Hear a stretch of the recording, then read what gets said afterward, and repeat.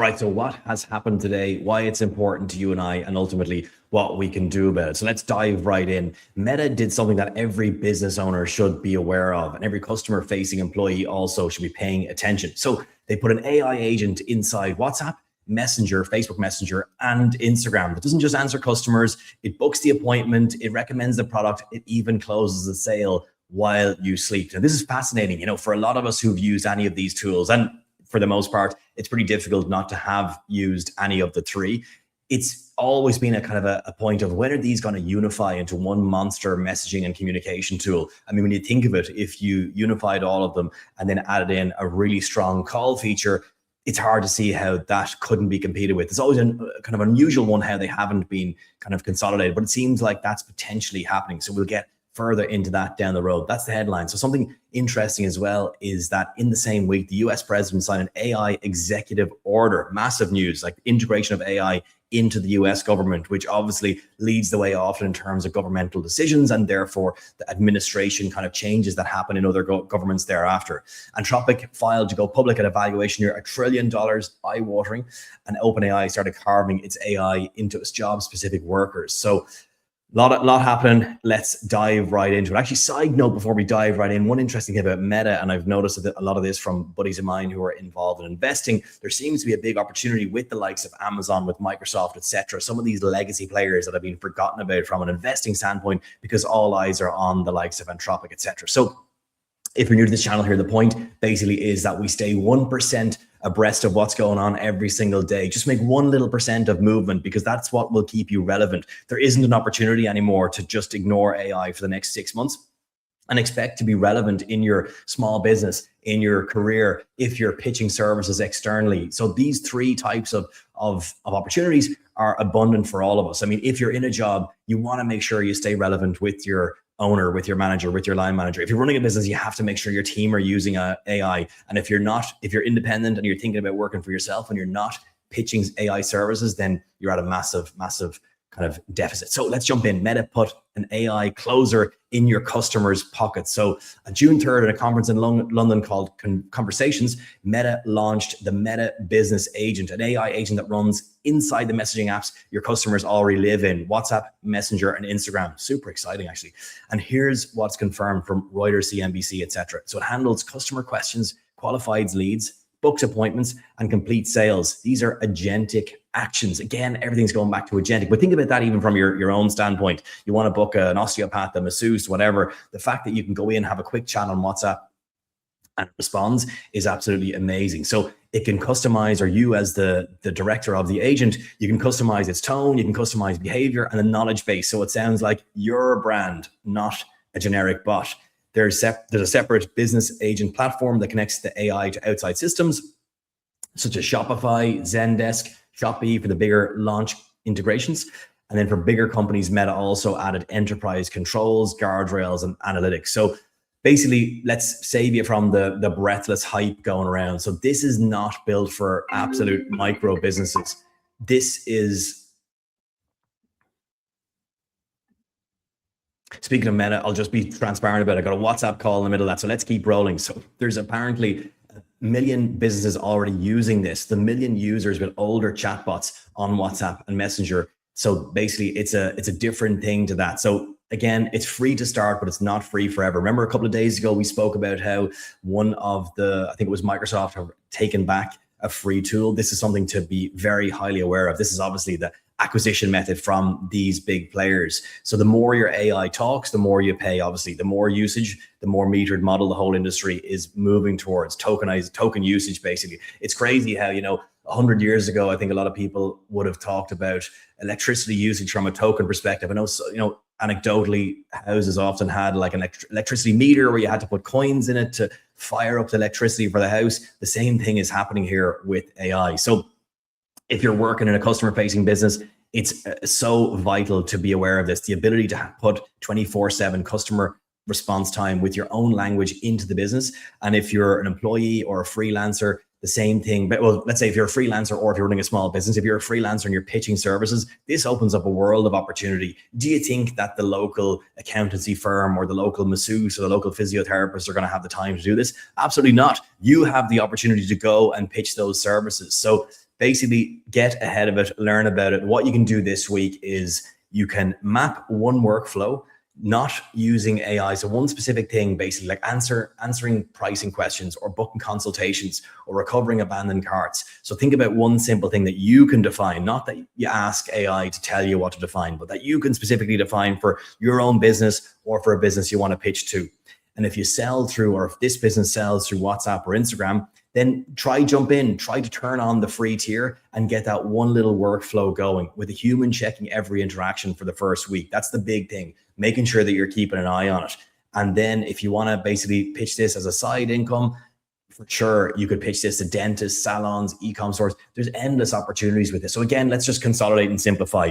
These three messaging tools, Instagram, Facebook Messenger, and IG Messenger, are all consolidating. There's an AI app agent in there. You can control that, whether it's for your business, whether you want to pitch that externally. There's nearly hard to think about a business that doesn't have some sort of communication these days. And who really likes getting responses on email? Absolutely chronic. So big opportunity. Let's keep moving forward. So on June 2nd, the US president signed an executive order titled Promoting Advanced Artificial Intelligence, Innovation and Security.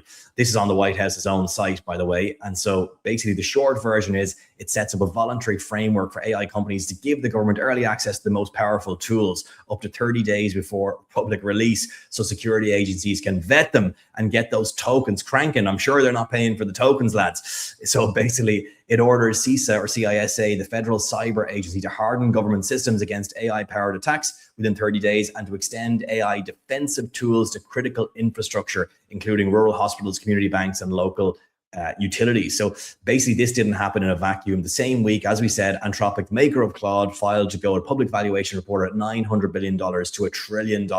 And Florida became the first state to sue OpenAI over ChatGPT safety. That's very interesting. So why does it matter to you and I? So I know executive order sounds like something to scroll past, but here's why we shouldn't. When the government, US government specifically, treats AI as a critical national infrastructure, that's when a single AI company, and when a single AI company is worth nearly over $1 trillion, the message to everybody working is unambiguous. This is not a fad that you can wait out. The capital and the policy, that's the big thing. It's not even entrepreneurial. The policy also now, this is not something you can ignore. It's the same as crypto. People thought they could ignore it, and you just cannot. Both go hand in hand. AI and crypto are incredibly kind of aligned in many ways. So the tools you're learning now aren't going anywhere. That's a permission to invest real time into getting good. This isn't basically like random territory that might disappear. There's no doubt about it. The governments are backing it. So secure and compliant AI usage is becoming a genuine job skill. So for example, as lawsuits like in Florida pile up, every company will care how basically employees are using AI with customer data. So for example, even the meta usage of someone who wants to, book the massage, whatever, hardly sounds very salacious, but I'm sure there's argument that some of that information is, if George Clooney's booking a massage in some premium masseuse in Monaco, I'm sure that'll be salacious for some magazines, so it's not necessarily for anyone's too curious about when you and I book in for a haircut, but you get me. The point is there's a job here. Okay, so let's think about that. So what you can do this week, think about, if you're in a job, think about what your employee's AI policy, if there is, probably is none. That's the big thing. If you can throw this to your line manager and say like, hey, Mary, I'd love to put in a chat about our AI usage policy, you probably get a response of, what are you talking about compliance? What compliance do you need? We're using ChatGPT in the design department or whatever. Or, John in accounts is using ChatGPT to do things faster. It's like, yeah, I get that, but we need to be compliant. So push that agenda, become the go-to. If you have a small business, make sure your team are using things compliantly. And if you are operating as an independent, or you want to build a business and sell your services, then that's a world of opportunity. Go to kind of businesses that have, things like dentists even. It might not seem massively kind of confidential, but for sure there's an element of confidentiality. Things like, again, bizarre, but things like funeral homes, huge confidentiality around it, et cetera, et cetera. So looking around you in a local environment, you can see there's tons and tons of opportunities. All right, let's keep rolling. So AI is getting job titles. So what happened here? This one's quieter, but it's a real shift. So OpenAI is reshaping Codex, its work agent, reportedly used by over 5 million people a week, from one general tool into a set of specific rolled workers as such. So the reported lineup of the new plugins covered data analytics, sales, product designs, creative production, and even public equity and investment banking work. So bundling dozens of jobs and apps into a single tools. So notice this kind of specific patterns across all the stories today. Meta built an agent for one job, customer ops. OpenAI is building agents for specific roles. The industry is moving from here's a clever chatbot, best of luck, to here's a specialist tuned for what you actually do. And this is why it matters to you. For 2 years, the knock on AI was it's a jack of all trades, master of none, like a clever individual you can kind of run questions past. That excuse is expiring. So when the tool is tuned to your function, the analyst knows the analysis, the salesperson knows your pipeline, the output, etc. So it raises the real question for your career or your business, or what's the part of your job that is a role-specific agent. What is a part that a role-specific agent could not do? It's not the mechanical part, it's the model is coming for that. So that's why it's so vital to take action, basically. So let's jump in and what can you actually do this week so that this just doesn't become a blur. So name the 3 most repetitive tasks in your role, the ones that someone could do in your sleep. It could be reporting. I mean, nearly everybody has some form of reporting that touches their role. Find an AI tool aimed at your function. Not a general chatbot, but if you're in sales, learn the sales agent. If you're an analyst, learn the data analysis, and then deliberately invest your time into that part. Okay, so really go for it. Really go for the setup. All right, so vital. Okay, tiny piece of news is actually a tell. This week, ChatGPT moved to a model picker and thinking effort controls right inside the box where you type. So OpenAI is nudging everyone to consciously choose which model before each task. This is kind of somewhat hidden in the past, but it's going to become much more prominent. And it's really, every time you do a task or start a task or re-engage with a task, it's going to be the first thing that'll actually prompt you. So why does it matter? Because the frontier matters. OpenAI's ChatGPT 5.5, Anthropic's Claude, Google Gemini are now so close on raw power that the gap is a fraction of a point. So basically also the data usage is crazy. I mean, I was watching an interview yesterday with Elon Musk and John Collison, and they're talking about how the energy generation is all going to happen from space for these data centers in the next 30 months. Anyway, the point is, why does this matter to you? So when the models are this close, the edge isn't owning the smartest one. It's knowing which tool to reach for which job. That's the vital thing. Think of it, you're like a carpenter or an artisan wood maker. If you don't know which tool to reach out for when you're trying to execute something, you'll never get it done. Or picture the master sculptor or whatever the actual task is with your hands. Even a physical engineer, car engineer, naval engineer, whatever it is, if you don't know the tool to reach out for, then of course you're lost. But we have to become the AI literacy that we require is like it's yesterday. We're all already behind. We got to get with it. So one task you do this week is take one task you do every week, similar to what we spoke about, but run it through 2 different tools. Run it through Google, for example, and then run it through ChatGPT and see what the sense of it is. See and feel how it flows, because there's always a difference between each of them. Some tools thrive on certain aspects of what we do. So for example, sometimes, I might run a thumbnail through Grok, and then, you push it through something like Deep Search or DeepSeek rather, the Chinese AI tool, absolutely horrendous, doesn't even produce images. So they're all very different. All right, so a quick recap. All right, let's kind of recap. So map one workflow, for example, with Meta's business agent that you could own, test it on your own thing with a bit of a human watching. Find your employee or your company's AI data policy. The likelihood is this doesn't exist, but become the go-to person that either puts it in place for your own company or sorts it out for the company that you're working in, and or alternatively pitch it as a service externally, which is honestly super easy. Like that's a real in, and honestly doesn't even require much in terms of your knowledge. Okay.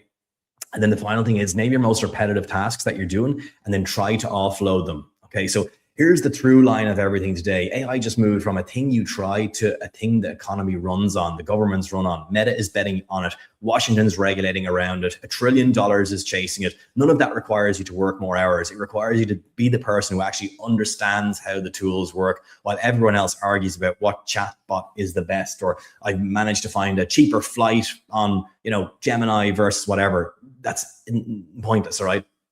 So hopefully you find this helpful. Let's keep abreast of it, guys. 1 little percentage point a day. I've got something coming up very soon in terms of a little bit of a workflow about how you can start to put yourself as becoming the thought leader in your space for AI. So keep an eye out for that, and I look forward to catching up soon.